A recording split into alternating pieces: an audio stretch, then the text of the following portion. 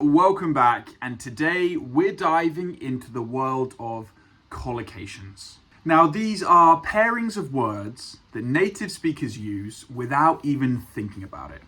And they sound so natural and fluent and help the language to flow naturally. Understanding and learning collocations will not only help you to improve your English, but it is one of the keys to sounding like a native speaker. The thing is, you don't need to learn collocations to be an English speaker. You don't need to know it to learn English. You'll be able to live your life and communicate just fine without knowing collocations.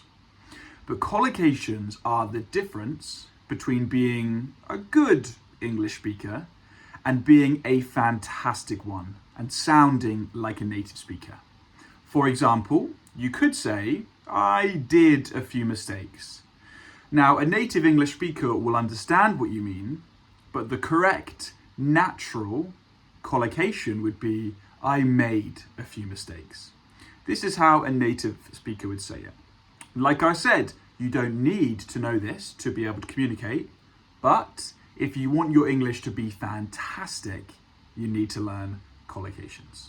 So, have you ever wondered why we say heavy rain, but not strong rain? Or why commit a crime sounds right, but do a crime doesn't? Well, it's the magic of collocations, one of the keys to sounding like a native speaker. Now, collocations are just words that love each other's company. For example, we say bitterly cold to describe a day where the temperature is very low. We don't say angrily cold. And have you noticed we take a chance, not do a chance? Now, these word pairings are glued together in the minds of those who have grown up with English. They just sound natural to us. And understanding or getting a grip with collocations is so important when you're learning English. It's more than just vocabulary. It's how words team up to convey a specific meaning. For example, fall asleep sounds more natural than go to sleep. And you catch a cold rather than get a cold. Now, these nuances matter. And like I said, you can understand exactly what somebody means if they don't use collocations, but they sound so much more natural and fluent if they use them. So here's a tip for learning collocations. Immerse yourself in English as much as possible.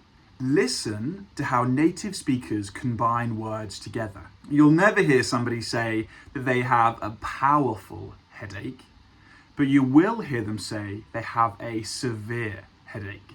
So remember, using collocations can be the difference between sounding robotic when you're talking English and sounding natural. You break a habit, not stop a habit. You save time rather than keep time. It's these little changes that make a big difference. So it's like we said, keep an ear out for these colloquial terms. Practice using them in context. Research collocations. There's not a rule that means you'll be able to learn all of them straight away. You simply, and it's a bit annoying, you need to learn each of them, start using them. Idioms is more complicated. Collocations is complicated, but they're kind of more obvious. And don't worry about making mistakes. That's all part of the learning process. So follow my pages on Instagram and TikTok where I cover collocations all the time. Sign up for my newsletter where you'll be able to see so much more free information delivered to your inbox weekly. And if you haven't already, subscribe to this channel. So keep practicing, take note of the collocations that we've covered in this video, use them in your vocabulary, and be consistent. See you next time.